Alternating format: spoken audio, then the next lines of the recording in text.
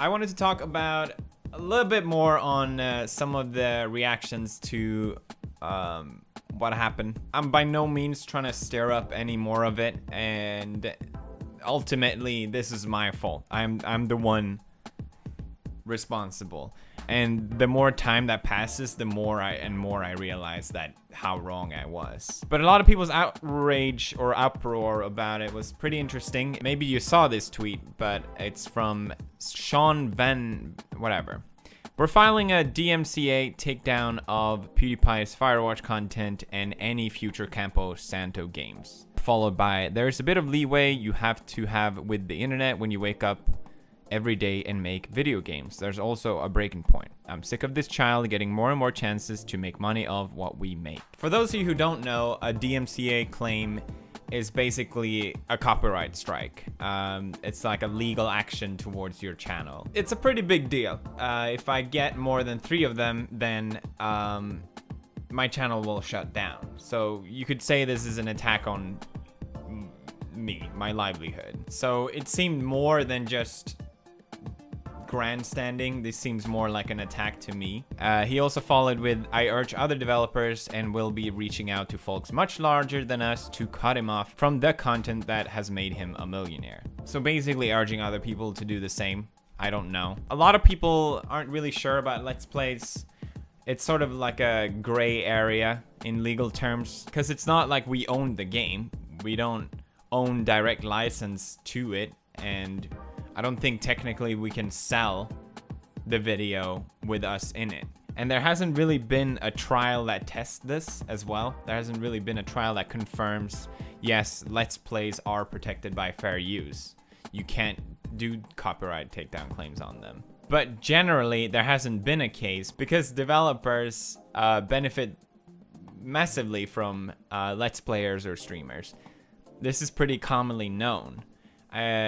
Minecraft is a $1 billion title because of streamers, largely because of streamers and YouTubers. Same thing, you know, PUBG. I don't think it probably would not be even nearly as big without streamers. And developers know this. This is pretty commonly known, and that's why, even though, yes, we are making money through your game, it's still seen as something positive. But it is sort of interesting to me, this case in particular, because Sean's game is very much probably the most linear game in question, you know. Out of all games that could have been talked about, you know, it's to me it's really interesting how a game like Firewatch talks about this in a way like this, because Firewatch is an extremely linear game. It's almost like a walking simulator. It's not a bad game, I quite enjoyed it, but arguably, if you play Call of Duty and someone else play Call of Duty, you're gonna get a completely different experience almost no matter what. But if you play Firewatch, you're probably gonna have the exact same experience no matter who plays it. So you could say, okay, well, what's the difference between playing the game yourself rather than just watching someone else play it then? And yeah, no, it's a fair point. And I think especially with Firewatch in mind. Personally, I think either way is wrong. You're bringing in more attention to the game. People generally want to play the games themselves almost no matter what. Even games that are pretty much just story-based, where you click through and read, people want to play themselves. And Firewatch, compared to other walking simulators like The Walking Dead or Life is Strange, doesn't really have choices that leads to different outcomes or different endings. So it is very much on the line. And I think there was some controversy as well with this game in the past, because people refunded the game because it was so short and they didn't like the ending.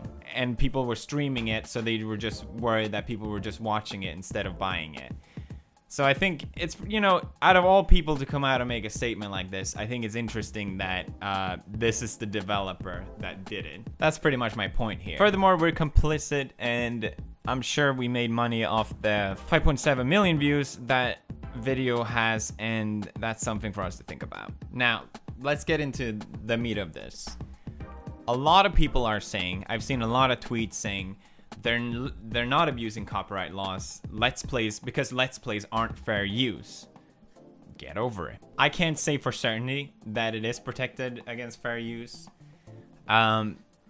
but I'm fairly certain, and most legal expert would say the same. There are some arguments against it, but if you watch my video, you know that I'm adding my commentary to it. I'm giving my insight to it. Whoever watches me play it is gonna experience it differently than anyone that plays it themselves. That's just how it is. There was an interesting article about this as well, saying, having seen some of PewDiePie's Firewatch Let's Play video, it definitely would appear to be protected by fair use. The fact that Venoman directly and publicly admits that he's not taking the video down for any valid copyright reason, but rather because he thinks PewDiePie is a propagator of despicable garbage, doesn't help Venoman's case at all. Rather, it gives PewDiePie a lot more leverage to claim that any such takedown would be abusive and possibly even a violation of DMCA's against misrepresentations. I've also seen other legal experts claiming that the video isn't protected by fair use. Let's Plays aren't protected by fair use. No one can really say for certain. That's why it's a gray area.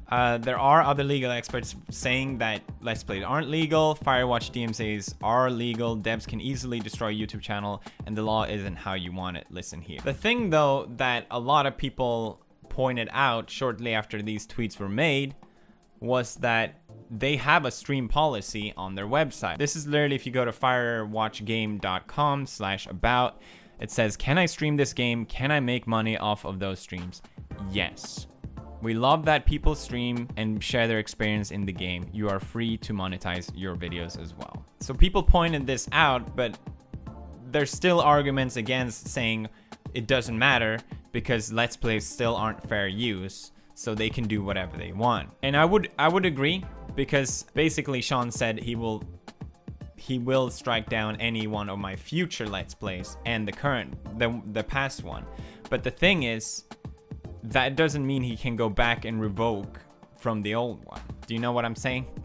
Basically, Sean has the right to strike any video that I upload from this point because he's publicly said that that's what he's gonna do. But you can't retroactively go and say, you know what, I'm revoking this license because you are a racist garbage or whatever. That's not how DMCA work. And I'm pretty sure that that form of selection bias is not gonna hold up in court. Imagine if I made some artwork and I told people, hey, you're free to use this artwork. Go ahead, everyone. People start using the artwork, and then I point to some people and I say no and file a copyright law dispute against that. It doesn't really add up, does it? So regardless if Let's Play is fair use or not, this argument of claiming my video is incorrect. Most likely if my video gets striked, I can't really do anything about it. YouTube really doesn't, they're sort of washing their hands around these copyright things. They kind of want to leave out of it. I mean, they've been sued enough, so it sort of makes sense. I imagine if a case like this goes to court, then there's not going to be much leverage for it. If anything, it would be a huge waste of time and money for Sean and his developing team. When I saw these tweets, I immediately privatized the video out of respect for his request, but my video got claimed anyway. It got the strike anyway, which is pretty disappointing, to be honest. As far as I'm concerned, I didn't use any abusive language in this video.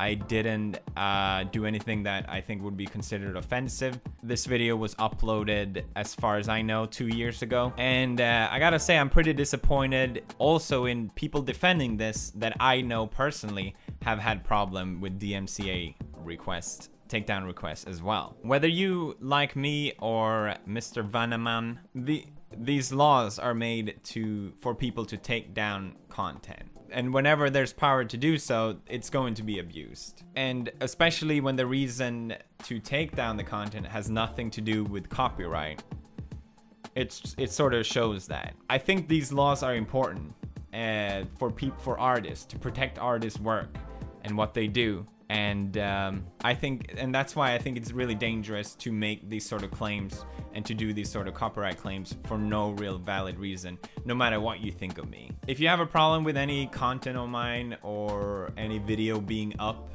you're free to tweet me. I will probably see it. and I will respect that request. I did get a request from another developer asking the same thing, hey, can you delete this video? And I did, and I wouldn't have any problem to have done the same with this video. I have a huge amount of respect for developers and what they do. I know my work would not have been possible without them, and that's why I would never go against that. I could probably fight this in court and I would probably win, but I decided to just delete the video and not waste everyone's time more about this. Like I said, everything about this was my fault. The whole drama, I'm the one starting it, but I still think it's an interesting discussion to talk about, and I think it's important that we don't abuse these laws because they exist to protect artists, not to make any form of censorship or abusive claims. This video is not meant to attack Sean or his development team or anyone. I just think it's important to talk about these things. Like I said, I thought Firewatch was a really great game, and I wish them all the best in the future with their next title.